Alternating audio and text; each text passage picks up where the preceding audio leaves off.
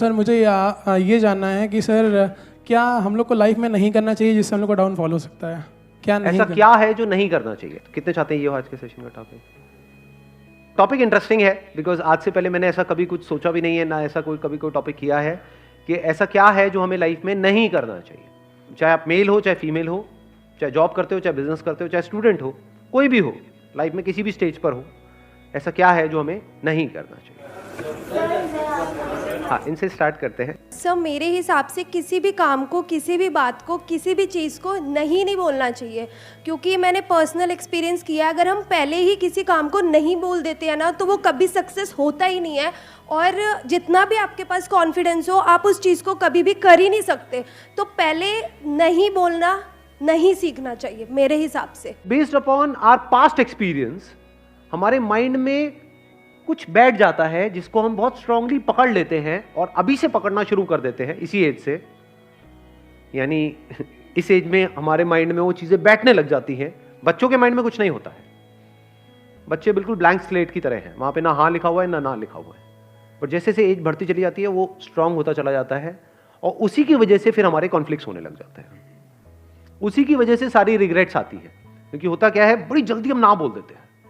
हो सकता है कोई बहुत बड़ी अपॉर्चुनिटी आई हमारे सामने, डिसीजन लेना था, लेकिन सुनने से पहले ही सामने वाले बंदे की पूरी बात हमने पहले ही ना बोल दिया। नहीं। उसके बाद पूरी जिंदगी बैठ करके रो रहे हैं।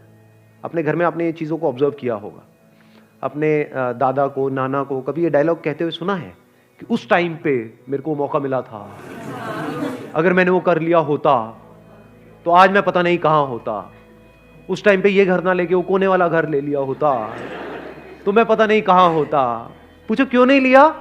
क्योंकि जैसी वो अपॉर्चुनिटी आई तो उन्होंने पहले ही, सुनने से पहले ही, समझने से पहले ही ना बोल दिया। किसी और ने हाँ बोल दिया, जिसने हाँ बोला वो आगे निकल गया, जिसने ना बोला वो पीछे रह गया। तो अपनी लाइफ में कभी भी ये हाँ और ना को स्ट्रांग मत होने दो। अगर आप मेरे भी सेशंस को ध्यान से कभी सुनोगे ना या ऑब्जर्व करोगे, आपको एक क्लियर स्टैंड नहीं मिलेगा। और इसमें वो लोग जिनका माइंड बिल्कुल ही कॉन्क्रीट है, पत्थर के जैसा है। माइंड ना दो तरीके के होते हैं। 90% से ज्यादा लोगों का जो माइंड है वो पत्थर के जैसा है, उसमें सब कुछ पहले से ही फिक्स्ड है और कुछ नया अंदर जाने के लिए जगह ही नहीं है। उस माइंड में जो पहले से फिक्स्ड है उससे मिलता जुलता कोई बंदा कोई बात करेगा, जैसे मैं कोई बात करूंगा तो कहेंगे हाँ बहुत बढ़िया बहुत बढ़िया बहुत बढ़िया, ये तो वैसे ही सोचता है बिल्कुल जैसे मैं सोचता हूं। और जैसे ही उससे अलग कोई थोड़ी सी बात करी जाएगी तो क्या होगा, गुस्सा आएगा, ये क्या बोल रहा है, ये सही नहीं। समझ गए क्या हो रहा है? इन माइंड्स को क्या कहो, पत्थर के जैसे माइंड है, सब रुका पड़ा है। दूसरे तरह का माइंड कौन सा होता है, जो एक नदी की तरह बह रहा है। जब तेजी से बहता है तो वहां पे कुछ भी पकड़ने के लिए नहीं है, आप कोई भी साइड नहीं ले सकते। और जैसे ही आप साइड नहीं लोगे तो लोगों को प्रॉब्लम होगी जिनका माइंड कॉन्क्रीट है। वो कहेंगे अच्छा आपने अपने इस सेशन में तो ये बोला था, इस सेशन में ये बोल रहे हो, तो क्या ये सही है या ये सही है? ये आती है प्रॉब्लम कई बार या नहीं आती है? तो भाई वो भी सही है, वो भी सही है, स्टैंड पॉइंट्स अलग अलग है। इस एंगल से देखोगे तो ये सही है, इस एंगल से देखोगे तो यही गलत है। सिक्के के एक तरफ से देखोगे, अगर लाइट इस तरफ से आ रही है तो उजाला है, सिक्के पर उजाला है, इधर से देखोगे तो क्या है, सिक्के पर अंधेरा है। तो अब आप कहोगे भैया क्लियर बात क्यों नहीं करते, सिक्के पर उजाला है या सिक्के पर अंधेरा है, सिक्का हेड है या सिक्का टेल है, क्लियर बोलो ना। ये दो बातें क्या करते हो, सिक्का हेड भी है टेल भी, ऐसा कैसे हो सकता है? समझे? तो हो सकता है पास्ट में आपको किसी बंदे के साथ में कोई खराब एक्सपीरियंस हुआ, तो फ्यूचर में जिससे भी आप मिलने वाले हो सकता है वो भी गड़बड़ हो सकता है ना हो। Let me find out. तो फिर क्या होगा, जैसे आप बोलते हो लेट मी फाइंड आउट, आप धीरे धीरे आगे बढ़ने लग जाते हो।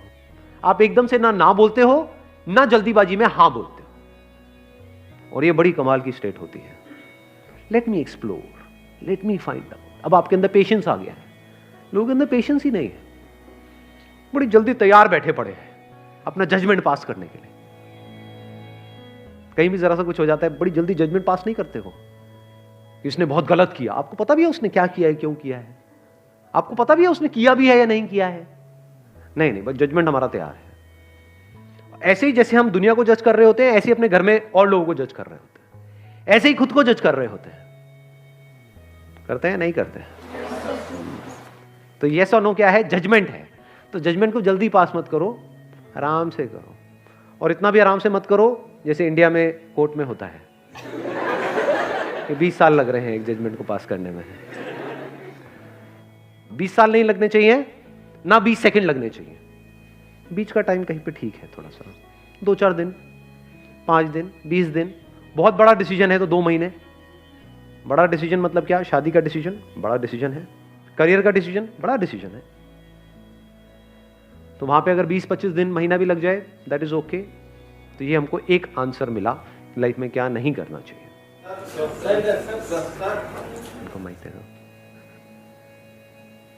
एक्चुअली सर मेरे को लगता है कि हमें हमारे ऊपर पर्सनली सेल्फ डाउट नहीं होना चाहिए कोई भी काम करने से पहले। अगर हमने अपने आप पे डाउट करना शुरू कर दिया, फिर हम कुछ भी करेंगे, लाइक अगर मैं यहाँ स्टैंड करूँगी फिर मेरे को लगेगा मैं खड़ी हो रही, मैं कहीं गिर तो नहीं जाऊँगी। सो मुझे लग रहा है कि वो डाउट नहीं करना चाहिए अपने आप पे। हमें अपने ऊपर डाउट होने लग जाता है कि मैं ये कर भी पाऊंगा या नहीं कर पाऊंगा। तो अब ये बड़ा अच्छा पॉइंट है, ये ख़त्म कैसे हो? ये जो सेल्फ डाउट है ये एक बहुत बड़ी प्रॉब्लम है, क्योंकि अगर आपको अपने ऊपर ज़रूरत से ज़्यादा डाउट होने लग जाए, मैं इसको बोल सकता हूँ excess of everything is bad.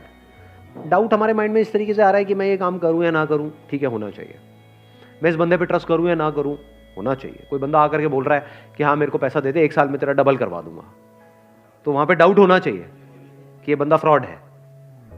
तो अब अगर ये सेल्फ डाउट आपको हेल्प कर रहा है तब तो बहुत बढ़िया है। अगर इस सेल्फ डाउट की वजह से आप अटक गए हो लाइफ में, ये सेल्फ डाउट इतना ज्यादा बढ़ गया है कि आपने अपने हथियार ही डाल दिए हैं, कि आप कह रहे हो कि नहीं अब तो कुछ हो ही नहीं सकता, मैं तो कुछ कर ही नहीं सकती, मैं तो कुछ कर ही नहीं सकता, मेरे तो कुछ बस का ही नहीं। हाँ वो सब कुछ कर सकता है, वो अलग मिट्टी का बना हुआ है, मैं नहीं कर सकता। ये आने लग जाता है, नहीं आता है। इससे कैसे बचे? अंदर तक आपको ये पता होना चाहिए, अंदर तक, कि आप में, मुझ में, किसी में भी कोई फर्क नहीं है। Brain is brain, body is body, brain is not your brain और माई ब्रेन। इस सच को देख पा रहे हो? सिर्फ ब्रेन में जो इंफॉर्मेशन पड़ी है वो अलग अलग है, बट जो ब्रेन है, जिस तरह से ब्रेन काम कर रही है, दैट इज सेम। उसमें इंफॉर्मेशन अलग अलग है। तो हार्डवेयर इज सेम, आंखें सेम है, शेप अलग अलग हो सकती है, बट जिस तरह से वो काम कर रही है, जैसे 2 कैमरास हैं अलग अलग कंपनीज के, तो बाहर से दिखने में अलग अलग हो सकते हैं, ब्रांड अलग अलग हो सकता है, पर जिस तरह से वो काम कर रहा है वो सेम है। जिस तरह से लाइट पड़ती है, मिरर पे जाती है, ये होता है, रिफ्लेक्ट करता है, फिर वो इमेज को कैप्चर करता है, वो सेम है, वो अलग अलग नहीं है। ऐसे ही जब इस सच को आप देख लेते हो, यू, मी और anybody, we as in humans, we are all same. Your brain is not similar to Einstein's brain, it is same. तो एक एनर्जी आती है अंदर से। अब अपने आप को अंडर एस्टिमेट करते हो ना ओवर एस्टिमेट करते हो, क्योंकि ओवर एस्टिमेट भी जो खच्चर करते हैं उनके भी माइंड में ये बैठा होता है मेरी ब्रेन तो पता नहीं क्या है, आई एम तो जीनियस। वो भी खच्चर है, जीनियस खच्चर है वो। हाँ। और एक है जो बेवकूफ खच्चर है, वो क्या कह रहा है कि नहीं नहीं मेरी ब्रेन में ही कुछ कमी है, नहीं मेरे में कुछ कमी है। मेरे में मतलब क्या? अलग तरह की इंफॉर्मेशन अंदर डाल दो, वो अलग तरह से काम करने लग जाएगी ब्रेन। सिंपल है। जैसे कभी ऐसा हो जाता है कि जब लाइफ में मूड बहुत खराब होता है, यानी एक तरह के थॉट्स अंदर चल रहे हैं, एक तरह की इंफॉर्मेशन अंदर प्ले होती चली जा रही है ब्रेन पे, एकदम से आपने मेरा कोई सेशन देखा या कोई बुक पढ़ी या किसी और का कोई सेशन देखा, एकदम से सब कुछ बदल गया। तो क्या बदला है वहां पर? क्या ब्रेन बदल गई है? हार्डवेयर बदला है, सॉफ्टवेयर ही तो बदला है, इंफॉर्मेशन ही तो बदली है। पहले अपने अंदर ही अंदर कुछ और बोल रहे थे, अब कुछ और बोल रहे हो। आया समझ में? नहीं आया कुछ? अब कहां पे है सेल्फ डाउट बताओ? अब यहां पे ना तो इंफीरियरिटी कॉम्प्लेक्स है हमारे अंदर, ना सुपीरियरिटी कॉम्प्लेक्स है, कुछ भी नहीं है। ये मतलब मेरी ब्रेन और आइंस्टाइन की ब्रेन सेम है, आपकी ब्रेन और किसी की भी, any person you name it, जो भी पास्ट में हुआ या अभी है या होने वाला है, सेम है, कोई फर्क नहीं है। इसको सिर्फ ढंग से यूज करना है, समझदारी से यूज करना है, बस, और कुछ नहीं है। इनको देना माइक जरा। हाँ पीछे। मैं बस ये कहना चाहता हूँ कि हमें अपनी जड़ों को नहीं भूलना चाहिए, अपने पेरेंट्स, उनके एक्सपीरियंसेस। बहुत अच्छा पॉइंट इन्होंने बोला है कि हमको अपनी जड़ों को कभी नहीं भूलना चाहिए। देखो एक पेड़ है, किस बेस पे डिसाइड होता है कि वो पेड़ कितना बड़ा हो सकता है? उसकी जड़ें कितनी अंदर तक है। तो अगर हमको ऊपर बढ़ना है, ऊपर मतलब आप कह सकते हो बाहर इस दुनिया में अगर बढ़ना है, तो अंदर जड़ें उतनी ही स्ट्रांग होनी चाहिए। अगर अपनी रूट्स को हमने छोड़ दिया और ऊपर बढ़ने की कोशिश कर रहे हैं तो गिर जाएंगे। थोड़ा सा आंधी तूफान आएगा, दिखेंगे भी नहीं कहां गए। तो हमें क्या नहीं करना चाहिए? कभी भी अपने माँ बाप की डिसरिस्पेक्ट नहीं करनी चाहिए किसी भी हालत में। अपने माँ बाप के बारे में कुछ बुरा सोचना तक नहीं चाहिए, करना तो बहुत दूर की बात है। और कुछ लोग थोड़ा बहुत पैसों के चक्कर में पता नहीं क्या क्या कर रहे हैं। किसके साथ? अपने माँ बाप के साथ। कौन है माँ बाप? आपकी जड़ें हैं। और सोचो, आपको एक मजेदार बात बता देता हूं कि जो बंदा, अगर आपको पहचानना हो ना कि वो बंदा कैसा है, कि उस बंदे के साथ उस पर भरोसा करना चाहिए नहीं करना चाहिए, तो उस बंदे को ये देखो कि वो अपने माँ बाप के साथ कैसे बिहेव करता है। उसने अपने माँ बाप के साथ क्या किया।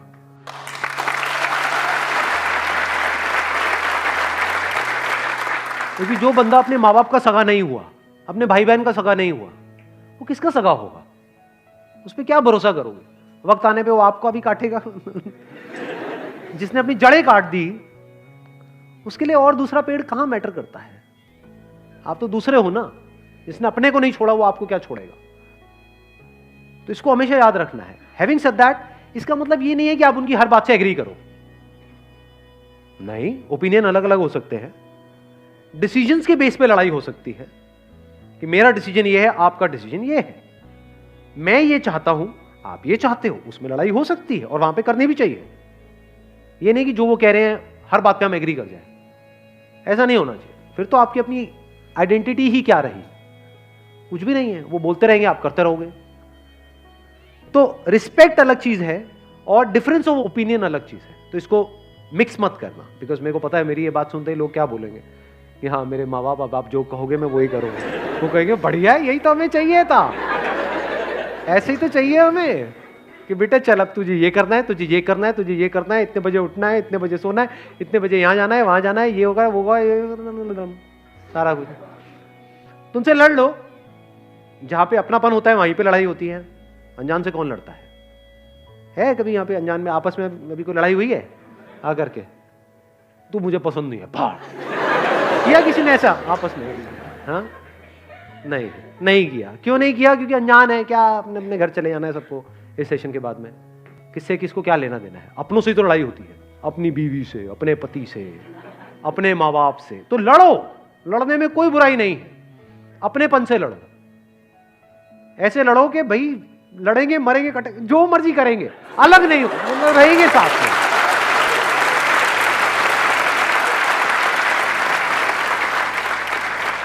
इसको इस तरह से भी कह सकते हो, आपस में लड़ेंगे, बाहर का कोई आएगा तो फिर हम एक हो जाएंगे, फिर नहीं छोड़ेंगे। या एक्चुअल में अगर कोई मुश्किल आएगी तो हम सब एक है। हाँ, आपस में हमारा चलता रहता है थोड़ा बहुत, उसमें कोई बुराई नहीं है। तो जड़ों को याद रखने का मतलब, जड़ों को ना भूलने का मतलब कि कुछ ऐसे लोग हैं आपकी लाइफ में जो आपको अंदर तक पता है कि ये मेरे अपने हैं। कैसे पता है? क्योंकि जब आपकी लाइफ का सबसे खराब टाइम चल रहा था तब भी वो आपके साथ थे, वो आपके अपने हैं, फॉर श्योर आपके अपने हैं। जब खराब टाइम में नहीं छोड़ा तो अच्छे टाइम में क्या छोड़ेंगे? और कुछ ऐसे लोग होते हैं, थोड़ा सा आपका टाइम अच्छा होता है, पीछे पीछे घूमने लग जाते हैं, आपके लारे लपे करेंगे, आपकी तारीफें करेंगे, आपको बोलेंगे कि हाँ तू तो मेरा भाई है, हम तो ये हैं, हम तो वो हैं। जैसे ही आपका टाइम थोड़ा सा खराब होगा आपको छोड़ देंगे, आपकी तरफ देखेंगे भी नहीं, आपसे बात तक नहीं करेंगे, एकदम पीठ कर देंगे आपकी तरफ। तो आप पहचान सकते हो ऐसे लोगों को। कुछ ऐसे लोग थे आपकी लाइफ में जब आप कुछ भी नहीं थे, या ये कह लो खराब टाइम चल रहा था, तब भी वो आपके साथ में थे। तो ये आपके अपने हैं। दुनिया इधर की उधर हो जाए, इनको नहीं छोड़ना है। चाहे घर अलग अलग हो जाए, देखना, इसको भी ध्यान से समझ लेना। इसका मतलब ये नहीं है कि हाँ एक ही घर में रहेंगे जी, अब तो सास बहू आपस में एक दूसरे का गला काट रही है लेकिन रहेंगे हम एक साथ ही, ये नहीं कह रहा हूं मैं। चाहे घर अलग अलग हो जाए, यानी फ्लोर अलग अलग हो जाए, अपार्टमेंट अलग अलग हो जाए, आप यहां रहते हो वो वहां रहते हैं, या दूर भी रहते हैं, आप दिल्ली में रहते हो वो बॉम्बे में रहते हैं, दैट्स ओके। लेकिन दिल से हम एक है जी, मरते दम तक हम अलग नहीं हो सकते। That must be very clear. जिसके माइंड में ये क्लियर है उसकी जड़ें पक्की है। Wish you all the very best. Thank you so much for coming.